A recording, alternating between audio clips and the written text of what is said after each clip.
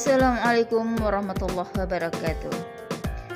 Siswa-siswi sekalian, mudah-mudahan kalian semua dalam keadaan sehat walafiat dan dalam lindungan Allah Subhanahu wa taala. Kita bertemu lagi dalam pelajaran biologi. Pada pertemuan kali ini, kita akan membahas materi pelajaran mengenai struktur dan fungsi sistem peredaran darah pada manusia. Khususnya pada pertemuan kali ini kita hanya membahas mengenai komposisi darah. Tentunya tujuan pembelajaran kita adalah untuk mengetahui apakah fungsi dari sistem peredaran darah itu, kemudian bagaimana komposisi darah, dan fungsi dari masing-masing komposisi darah tersebut. Baiklah siswa-siswi sekalian, mari simak pelajaran berikut dengan baik supaya kalian benar-benar mendapatkan ilmu. Struktur dan fungsi sistem peredaran darah pada manusia. Oke, kita lihat dulu komposisi darah.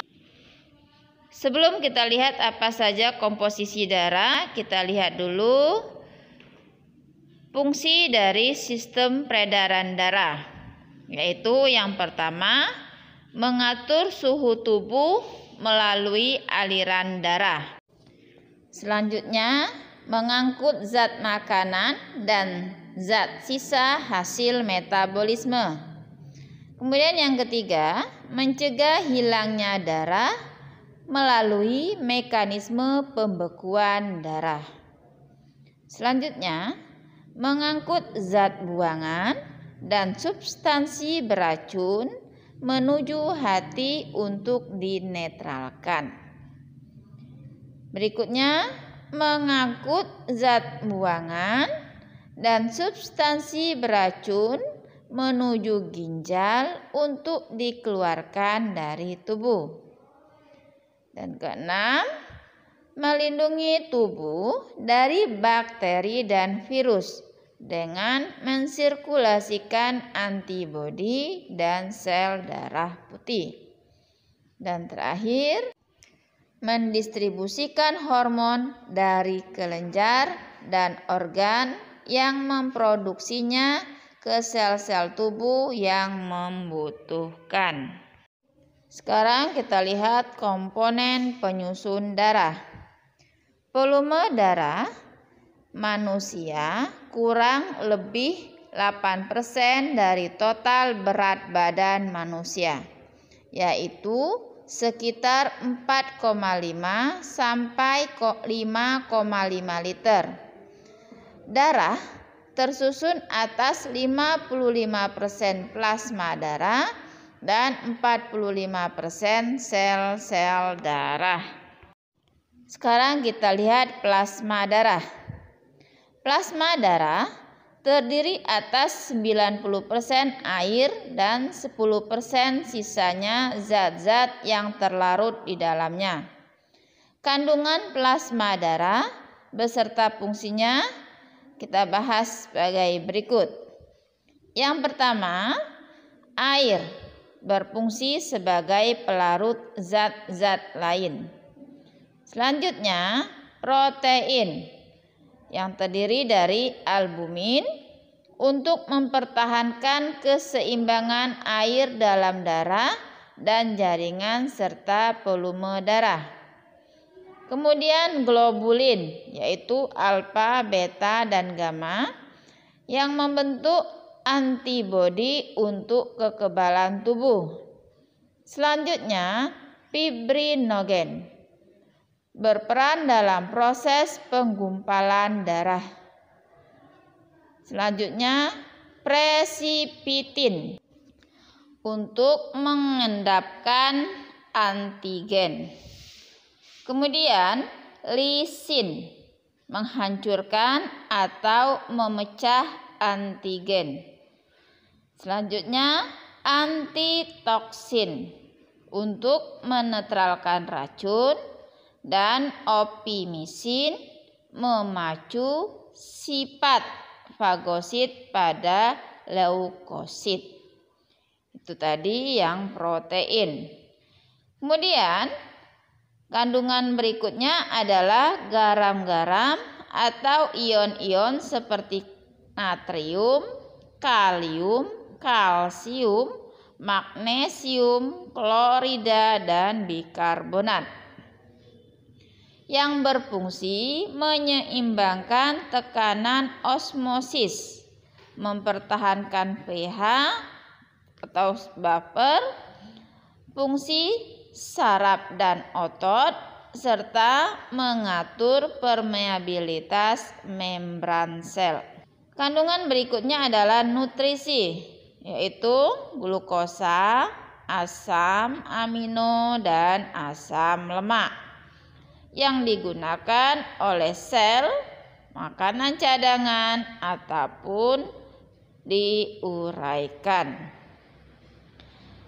Kandungan berikutnya adalah hormon yang berfungsi memengaruhi aktivitas organ yang dituju. Kemudian karbon dioksida yang merupakan hasil respirasi sel yang dibawa ke paru-paru untuk dibuang. Serta kandungan yang terakhir adalah sampah nitrogen yang berfungsi sebagai hasil metabolisme yang akan diekskresikan ke ginjal. Sekarang kita lihat sel-sel darah. Di dalam darah terdapat 3 macam sel darah, yaitu sel darah merah atau eritrosit, sel darah putih atau leukosit, dan keping darah atau trombosit. Kita lihat yang pertama sel darah merah atau eritrosit. Eritrosit merupakan komponen utama sel darah, yaitu sekitar 99% dalam 1 mm kubik darah pada seorang laki-laki terdapat lebih kurang 5 juta sel darah merah, dan pada seorang perempuan terdapat lebih kurang 4 juta sel darah merah. Karakteristik sel darah merah sebagai berikut. Yang pertama, berbentuk bikonkav sehingga memiliki permukaan yang lebar. Kemudian yang kedua, tidak memiliki inti sel sehingga tidak dapat hidup lama. Selanjutnya, berwarna merah karena mengandung hemoglobin. Hemoglobin yaitu molekul kompleks dari protein globin dan molekul besi hemin. Hemoglobin berperan mengikat oksigen dan karbon dioksida. Peristiwa ini terjadi di paru-paru dengan reaksi adalah sebagai berikut. Hb plus O2 menjadi HbO2, yaitu oksihemoglobin. Saat hemoglobin mengikat oksigen di kapiler paru-paru, hemoglobin akan membentuk oksihemoglobin sehingga darah berwarna merah cerah. Setelah sampai di sel-sel tubuh, terjadi reaksi pelepasan oksigen oleh Hb atau hemoglobin. HbO2 menjadi Hb dan oksigen. Selanjutnya terjadi pengikatan karbon dioksida oleh Hb dalam bentuk karboksihemoglobin sehingga darah akan berwarna merah gelap. Hb ditambah CO2 menjadi HbCO2 atau karboksihemoglobin. Bayi saat dalam rahim ibu, eritrosit dibentuk dalam hati dan limpa. Setelah dilahirkan, pembentukan eritrosit berlangsung di sumsum tulang, misal di tulang dada, tulang lengan atas, tulang kaki atas, dan tulang pinggul. umur eritrosit sekitar 120 hari. Eritrosit yang telah mati akan dirombak di hati menjadi bilirubin dan biliperdin atau zat warna empedu. Zat besi hasil perombakan tersebut kemudian dikirim ke hati dan limpa untuk digunakan dalam pembentukan eritrosit baru. Oke, kita lihat sekarang adalah sel darah putih atau leukosit. Karakternya, yang pertama, leukosit memiliki inti sel sehingga dapat bertahan hidup berbulan-bulan. Kemudian yang kedua, tidak mengandung hemoglobin sehingga tidak berwarna merah. Yang ketiga, dapat bergerak amoeboid, yaitu seperti amoeba. Kemudian yang keempat, bentuknya tidak tetap. Dan yang kelima, dapat menembus dinding pembuluh darah. Nah, berdasarkan karakteristik sitoplasmanya, sel darah putih dibagi menjadi dua, yaitu granulosit dan agranulosit. Granulosit merupakan sel darah putih yang sitoplasmanya bergranula. Dan granulosit terdiri atas neutrofil, eosinofil, dan basofil. Kemudian agranulosit merupakan kelompok sel darah putih yang sitoplasmanya tidak bergranula. Kelompok ini meliputi limfosit dan monosit. Sekarang kita lihat satu persatu jenis-jenis leukosit ini. Yang pertama yaitu yang bergranula. Itu yang pertama basofil. Basofil ini pada setiap milimeter darah mengandung 20 sampai 50 butir basofil. Plasma bersifat basah. Terdapat bintik-bintik biru yang mengandung histamin. Memberi reaksi alergi dengan mengeluarkan histamin yang mengakibatkan peradangan dan heparin yang berperan dalam pembekuan darah dan bersifat fagosit. Selanjutnya eosinofil. Setiap milimeter kubik darah mengandung 100 sampai 400 butir eosinofil. Plasma bersifat asam dan terdapat bintik-bintik merah.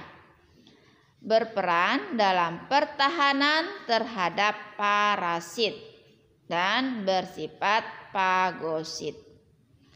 Dan yang terakhir untuk yang bergranula yaitu neutrofil. Setiap milimeter kubik darah mengandung 3000 sampai 7000 butir neutrofil. Plasma bersifat netral dan terdapat bintik-bintik merah kebiruan. Berperan dalam memusnahkan bakteri dan zat-zat asing yang masuk ke tubuh, serta bersifat fagosit. Oke, sekarang kita lihat yang tidak bergranula. Yang pertama, limfosit. Setiap milimeter kubik darah mengandung 1500 sampai 3000 butir limfosit.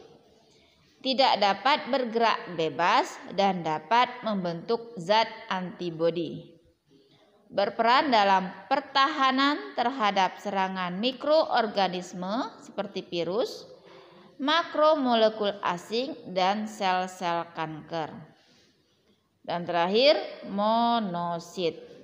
Setiap milimeter kubik darah mengandung 100 sampai 700 butir monosit. Dapat bergerak cepat, bersifat fagosit, Monosit dapat bergerak bebas serta dapat membesar dan berkembang menjadi makrofag.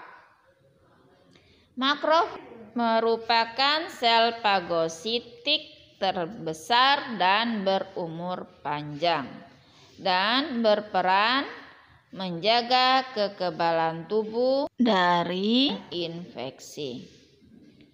Secara umum, leukosit mempunyai fungsi. Yang pertama, menghancurkan kuman penyakit dan zat asing secara fagositosis. Kemudian, mengangkut lemak dan menghasilkan histamin. Histamin merupakan zat yang berperan dalam timbulnya alergi. Kemudian yang ketiga, melumpuhkan kuman penyakit yang berada di luar darah. Caranya dengan menembus keluar dinding pembuluh kapiler dan masuk ke dalam jaringan yang terserang zat asing. Kemudian leukosit seperti ini disebut diapedesis. Nah, pembentukan leukosit berlangsung di dalam sumsum merah, limpa, dan kelenjar getah bening atau kelenjar limfe.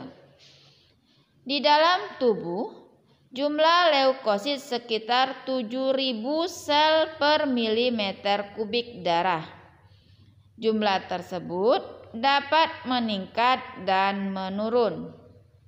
Pada penderita kanker darah, jumlah leukosit akan meningkat sampai 50.000 sel setiap milimeter kubik darah. Keadaan ini dapat membahayakan tubuh karena dalam jumlah sangat besar leukosit akan memfagosit eritrosit. Nah, dapat juga menurun karena terinfeksi kuman, misalnya tipus atau terkena radiasi yang kuat. Keadaan tersebut dapat mengganggu pembentukan leukosit. Jumlah leukosit yang menurun juga dapat menurunkan tingkat kekebalan tubuh, sehingga tubuh mudah terserang penyakit. Berikutnya, keping darah atau trombosit merupakan komponen darah yang berasal dari sel megakariosit dengan karakteristik sebagai berikut. Yang pertama, keping darah berukuran lebih kecil daripada sel darah merah dan sel darah putih. Keping darah tidak berinti sehingga berumur pendek. Kemudian bentuknya tidak beraturan dan tidak berwarna atau bening. Masa hidup keping darah lebih kurang 10-12 hari. Dalam setiap 1 mm kubik darah terdapat keping darah sekitar 200.000 sampai 400.000 butir. Keping darah berperan dalam proses pembekuan darah. Apabila pembuluh darah rusak, terluka, atau terpotong, maka darah akan mengalir keluar dari pembuluh darah. Namun, darah tersebut akan berhenti mengalir keluar karena terjadi proses pembekuan darah. Bagaimana mekanisme pembekuan darah tersebut? Di dalam plasma darah terdapat trombosit yang akan pecah jika menyentuh permukaan yang kasar. Jika trombosit pecah, enzim tromboplastin atau trombokinase yang dikandungnya akan keluar, bercampur dengan plasma darah. Selain trombosit, dalam plasma darah terdapat protrombin. Protrombin yang akan diubah menjadi trombin oleh enzim tromboplastin. perubahan protrombin menjadi trombin dipicu oleh ion kalsium. Protrombin adalah suatu protein plasma yang pembentukannya memerlukan vitamin K. Trombin berfungsi sebagai enzim yang akan mengubah fibrinogen menjadi fibrin. Fibrinogen adalah suatu protein yang terdapat dalam plasma. Adapun fibrin adalah protein berupa benang-benang yang tidak larut dalam plasma. Nah, benang-benang fibrin yang terbentuk akan saling bertautan menutup luka sehingga darah tidak keluar lagi. Demikian pembelajaran kita kali ini. Mudah-mudahan kalian benar-benar paham dengan semua yang telah Ibu jelaskan. Baiklah, mari kita jawab soal-soal yang Ibu berikan ini. Yang pertama, tuliskan minimal 3 fungsi dari sistem peredaran darah. Yang kedua, tuliskan komponen-komponen atau kandungan dari plasma darah. Selanjutnya, tuliskan reaksi kimia, proses pengikatan oksigen oleh hemoglobin, dan seterusnya. Gambarkan leukosit yang bergranula, yaitu basofil, eosinofil maupun neutrofil. Dan seterusnya adalah tuliskan fungsi secara umum leukosit. Dan terakhir, tuliskan skema atau mekanisme pembekuan darah. Oke, mudah-mudahan kalian benar-benar paham dan mengaplikasikan dalam kehidupan sehari-hari. Dan Ibu akhiri pertemuan kita kali ini dengan mengucapkan Assalamualaikum warahmatullahi wabarakatuh.